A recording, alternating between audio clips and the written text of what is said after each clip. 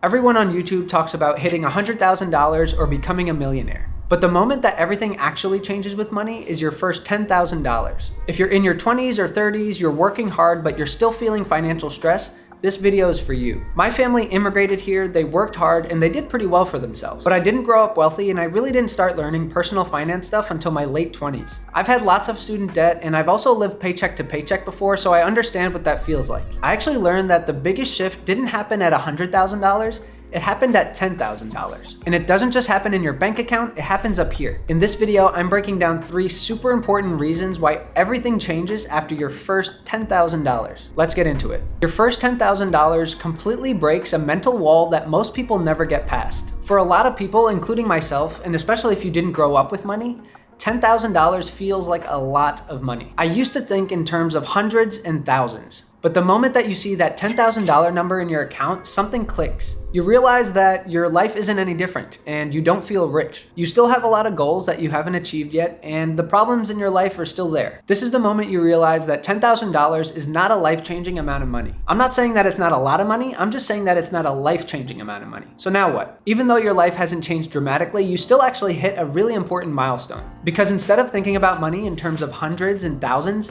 now you're thinking about money in terms of 10,000s and hundreds of thousands. You've now graduated to the next level in your financial journey. And that's another key distinction. Personal finance is not a destination, it's not a number, it's a journey.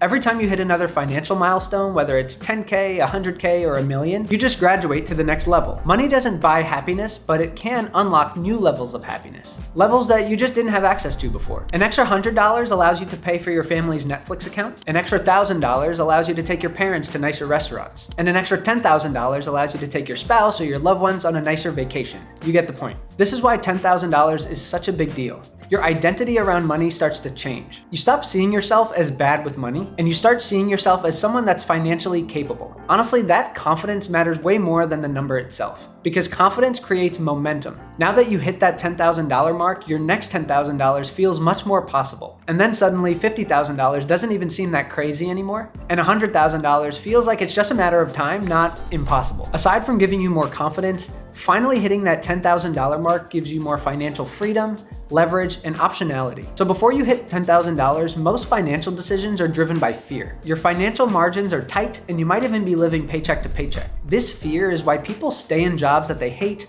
and why they avoid taking risks even though they know that it might benefit them in the long term. They don't lack ambition, they lack margin. $10,000 finally gives you some margin, it creates some breathing room. And breathing room changes everything. Your decisions are gonna start to shift a little bit. You stop asking, can I afford this?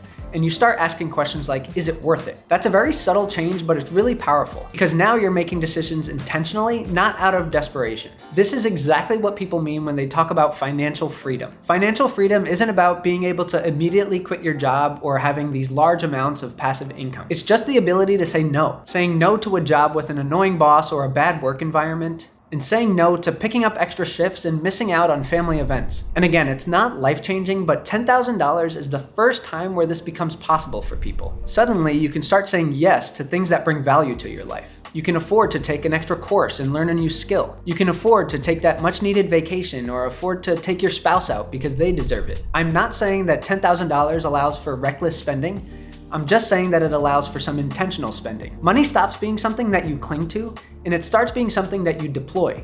This is called leverage. And once you experience that shift for the first time, it's hard to go back. You'll realize that the goal was never to feel rich, it was to feel in control. And for most people, that first $10,000 is the first time that they start to feel a little bit of control over their money. Another reason why $10,000 changes everything is because your first $10,000 gives you real financial safety for the first time. Before this point, most people are one financial emergency away from completely stressing out. You know, things like an unexpected bill, like a flat tire, a medical copay, an unexpected flight that you have to take. Individually, none of these things ruin your life, but if you don't have the cash, they can feel catastrophic. Because the problem isn't the expense, it's the lack of a buffer. When there's no buffer, every surprise becomes an emergency. You start asking yourself, how am I going to cover this? And that's where bad financial decisions happen. People start swiping credit cards that they can't pay off, they start borrowing money from friends and family, or they pull money from investments at the worst possible time, and trust me, this is not a place that you want to be. This turns one small expense, one small emergency into months of financial damage. This is why I believe that emergency funds are more important than investing early on. Not because investing isn't important. If you follow my channel, you know I love investing, but because investing without protection is really dangerous. Now here's a fact that surprises most people. In the United States,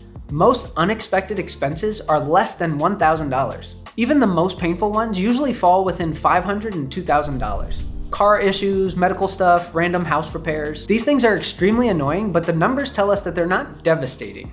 This means that if you have $10,000 set aside, you're pretty much covered for any unexpected expense that might come your way. You won't have to think, you won't have to stress.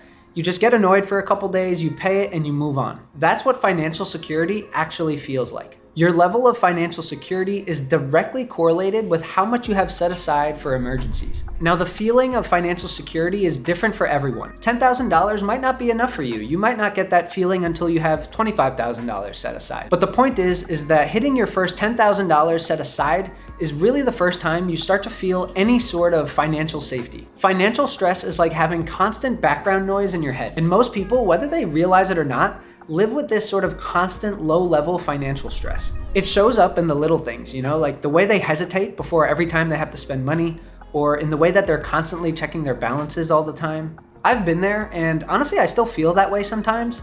So I really understand how that low-level financial stress can really drain the energy out of you. And when you live like that long enough, you start making decisions just to feel any sort of relief. And that's when people resort to things like impulse spending or retail therapy, because it gives them some sort of short-term comfort. Or sometimes people just ignore the problem altogether and act like everything's okay. When you reach $10,000 for the first time, something subtle changes. That constant noise in the back of your head starts to get a little quieter. Unexpected expenses will still happen, but they won't completely hijack your nervous system like they used to. You'll handle them and you'll move on knowing that you have this financial safety net covering you. That peace of mind is priceless, and it shows up in other areas of your life. You think more clearly, you start planning for the long term more and stop focusing so much on the short term, and it also allows you to take more calculated risks. You're able to make smarter decisions because you're no longer operating out of panic. Stability is the foundation for everything else that you want to build. Things like better health, better relationships, and better career decisions. The goal is never about a number like 10K or 100K.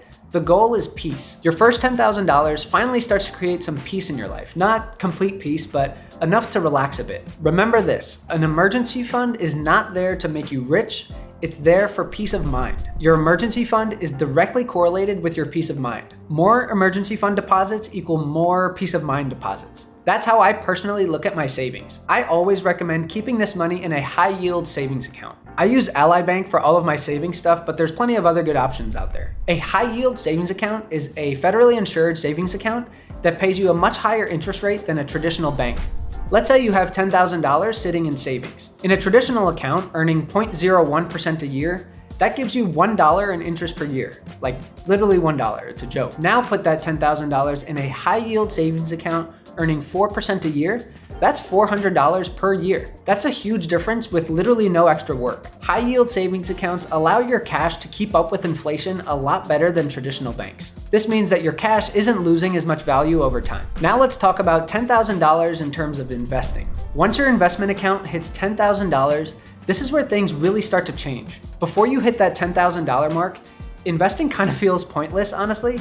You're putting $50 here, $50 there. Maybe you're throwing in $100 when you have some extra cash laying around. And even though you know that's technically the right thing to do, you just don't see any results. Even when the market goes up, your balance doesn't really change that much. It's not because investing doesn't work, it's because your scale is too small right now. Once you hit $10,000, that changes. The money in your account has finally built up enough mass to where it can do some work on its own. This is where compound interest stops being this concept that you hear on YouTube all the time and actually starts making you money. Here's the important part that you have to remember. Your first $10,000 invested is the hardest money that you'll ever invest. That's because every single dollar in that first $10,000 came from discipline, hard work, and consistency, not compounding. You should really feel proud about that. You stayed consistent, you didn't buy frivolous things, you really knew what you had to do and you stuck with it. But now that you've hit $10,000 in your investing account, your next 10,000 will come much faster. This is the snowball effect that everyone on YouTube, all the investing people talk about. Early on, you're pushing that snowball uphill, and once you hit this first peak, it starts to roll on its own. Let me show you what this actually looks like with real numbers. Let's say you have $10,000 invested and you average an annual return of 7%. And let's say for the sake of this example, you don't add any more money to it, you just let it compound over time.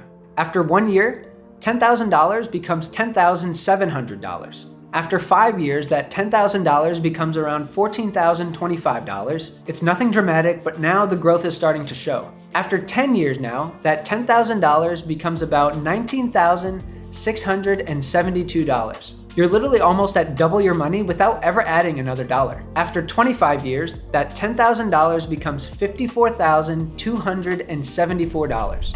And by the way, 7% is low. I was being conservative for the sake of this example, but the average S&P 500 return, for example, over the past 30 years is around 10%. So your money will probably grow way more than this. And remember, in this example, we didn't add any more money over time. We just let time and compounding do the work for you. This is why the first $10,000 matters so much. Because once it's invested, it's no longer a number that's just saved. It's an asset that keeps on growing over time. At this stage, the goal is to stay invested long enough to where compounding does its magic. And this compounding effect will bleed into other areas of your life. Your habits are gonna start to compound, your good decisions are gonna start to compound, you start to care more about your health and what you eat. You know, things like cooking healthier meals at home, exercising more, you'll start investing more into your personal relationships. When you start to see compounding happening and you finally start to feel some sort of financial success, you start to trust yourself more, and honestly, you just start to feel better about yourself. Over time, you'll notice that people who are more financially secure tend to be more optimistic. When people feel behind, they tend to self-sabotage. They overspend, they give up, they stop paying attention. But when people start to feel ahead, they protect it and they stay consistent. Now that they have some momentum, they keep building this life that makes them feel proud and makes them feel optimistic about the future. Now, if you're watching this and you haven't hit $10,000 yet, that's okay. Everyone has to start somewhere. To get there faster, I recommend watching this video where I talk about 6 financial traps to avoid that keep people broke.